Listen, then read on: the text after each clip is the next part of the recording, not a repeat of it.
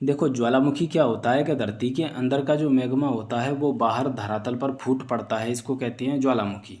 अब ये ज्वालामुखी का जो मैग्मा होता है धरती के अंदर अलग अलग दरारों में अलग अलग प्रकार का आकार बना लेता है। इन आकारों के अलग अलग नाम हैं और इन आकारों से ही एग्जाम में प्रश्न पूछ लिए जाते हैं। तो ये आकार क्या हैं वो हम जानते हैं।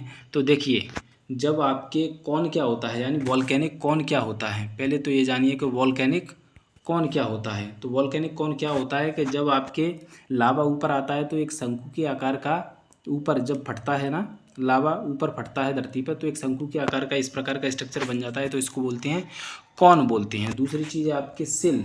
जब ये जो मैग्मा होता है धरती के अंदर इस प्रकार से चपटे आकार में आपके इकट्ठा हो जाता है तो इसको बोलते हैं सिल।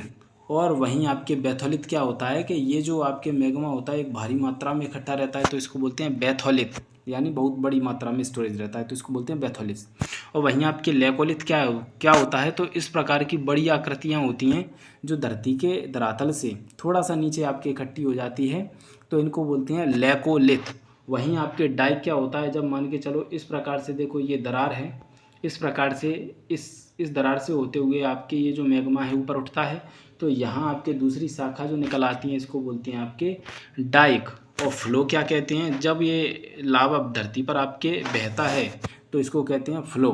तो इस प्रकार से हमने जाना ज्वालामुखी से संबंधित कुछ शब्द हैं जो आपके एग्जाम में पूछा जाता है। मुख्य रूप से जो पूछे जाते हैं जिनमें आपके सिल, बैथोलिथ और लेकोलिथ के बारे में पूछा जाता है, यही आपके ध्यान रखिएगा। एग्जाम में यहीं से आपको सवाल मिल जाएंगे। आगे और अच्छे वीडियो के साथ हम आपसे अगले वीडियो में मिलेंगे।